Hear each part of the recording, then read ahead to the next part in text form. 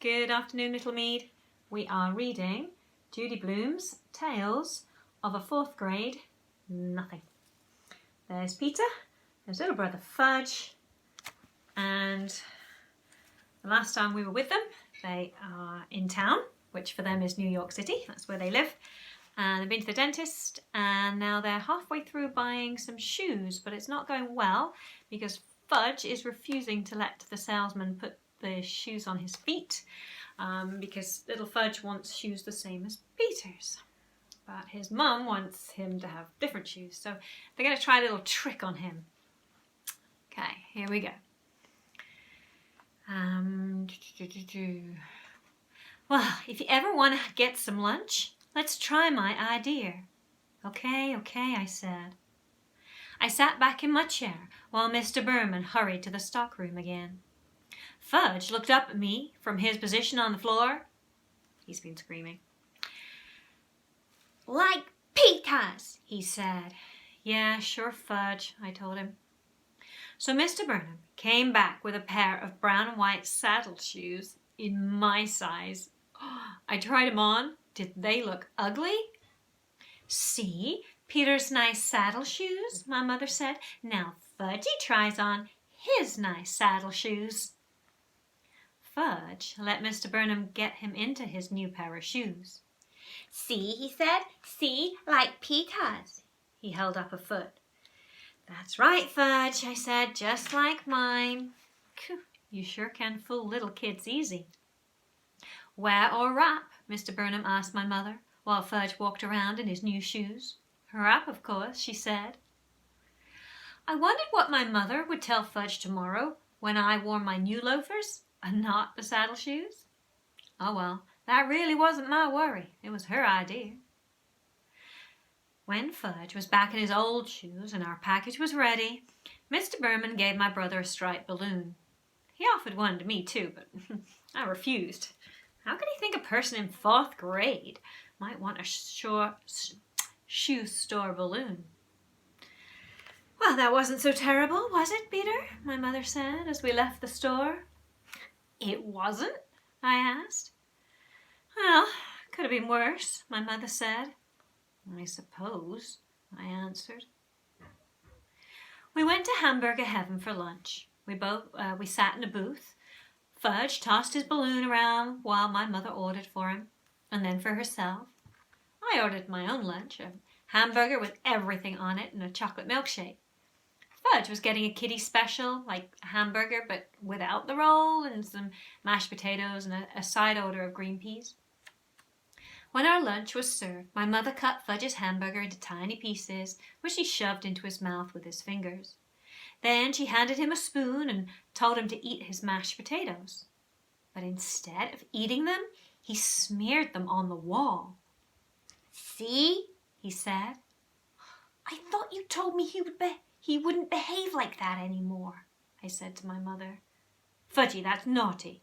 You stop it right now, my mother said. But Fudge sang, eat it or wear it, and he dumped the whole dish of peas over his head. Oh, I laughed. I couldn't help it. He looked so silly with the peas falling from his hair. And when I eat and laugh at the same time, I choke. So I choked on my pickle and my mum had to whack me on the back, which gave Fudge another chance to start spreading mashed potato on the wall. That's when the waitress asked my mother, did we want anything else? No, thank you, my mother said. We've had more than enough now. She wiped the wall with her napkin and told Fudge he was very, very naughty. Not me, Fudge said, not me. Yes, you, my mother told him. Why can't you eat like Peter? See how nice Peter eats. Fudge didn't say anything. He just stuck his fork into his balloon and it popped and he screamed. Oh, gone! One more balloon! More! Oh, shut up, I told him. Can you ever act human? That's enough, Peter, my mother said. Well, she should have slugged him. I mean, that would teach that brother of mine how to behave in Hamburger Heaven. We took a cab home. Fudge fell asleep on the way. He had his fingers in his mouth and made his slurping noise. My mother whispered to me, Our day wasn't that bad, was it, Peter? I didn't answer. I just looked out of the taxi window and decided that I would never spend a day with Folly Drexel Hatcher again. That's going to be tricky for him, isn't it? Since Folly Drexel is his little brother. So the reason why Fudge was saying eat it or wear it is to do with a chapter earlier on. So if you haven't been listening to me read the story so far, go back and watch the other videos, and then it'll make sense. Watch them in order. Or listen, watch, I don't know. Okay, new chapter, new adventure for Peter. This chapter is called The Flying Train Committee. In January, our class started a project on the city. Mrs. Haver, our teacher, divided us up into committees by where we live. That way we can work at home. My committee was me, Jimmy, and Sheila. Our topic was transportation. We decided to make my apartment the meeting place because I'm the only one of the three of us who's got their own bedroom. In a few weeks, each committee has to hand in a booklet, a poster, and be ready to give an oral report. The first day we got together after school, we bought a yellow poster board. Jimmy wanted a blue one, but Sheila talked him out of it. Yellow is a much brighter colour, she explained. Everything will show up on it. Blue is too dull.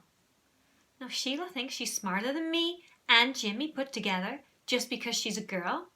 So right away she told us she would be in charge of our booklet and me and Jimmy could do most of the poster, as long as we check with her first to make sure she likes our ideas.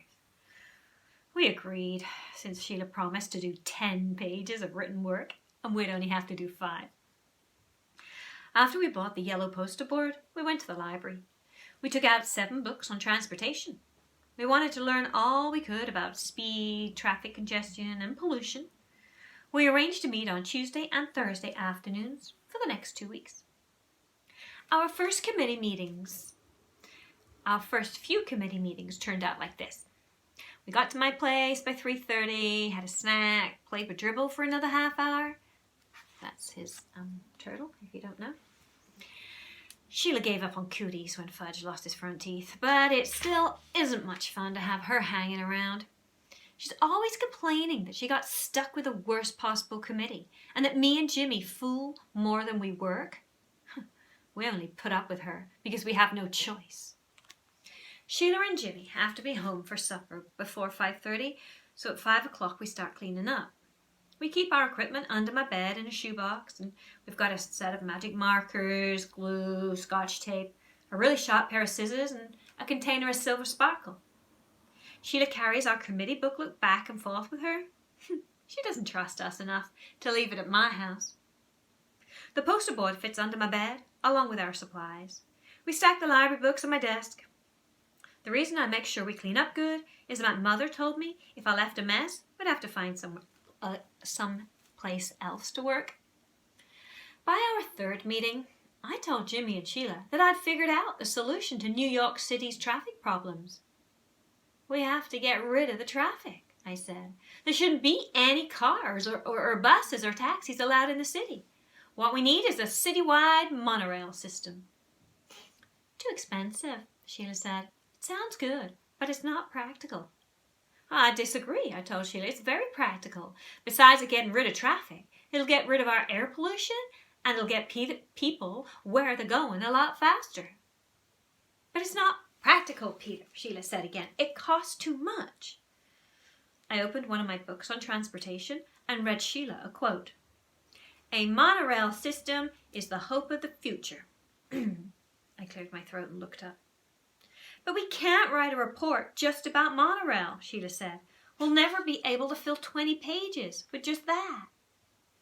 We can write big, Jimmy suggested. No, Sheila said. I want a good mark on this project. Peter, you can write your 5 pages about the monorail system and how it works. Jimmy, you can write your 5 pages about pollution caused by transportation, and I'll write my 10 pages on the history of transportation in the city. Sheila folded her arms and smiled. Can I write big? Jimmy asked. I don't care how big you write, as long as you put your name on your 5 pages, Sheila told him. Hey, that's not fair, Jimmy said. This is supposed to be a group project. Why should I have to put my name on my 5 pages? Then don't write big, Sheila shouted. Okay, I'll write so small Mrs. Haver will need a microscope to see the letters. Yeah, very funny, Sheila said. Look, I told the both of them, I think all our written work should be in the same handwriting. That's the only fair way. Otherwise, Mrs. Haver will know who did what, and it won't be a group project. Say, that's a good idea, Jimmy said. Which of us has the best handwriting? Me and Jimmy looked at Sheila. Well, I do have a nice even script, Sheila said, but if I'm going to copy over your written work, you better give it to me by next Tuesday. Otherwise, I won't have enough time to do the job. And you two better get going on your poster. Sheila talked like she was the teacher and we were the kids. Me and Jimmy designed the whole poster ourselves.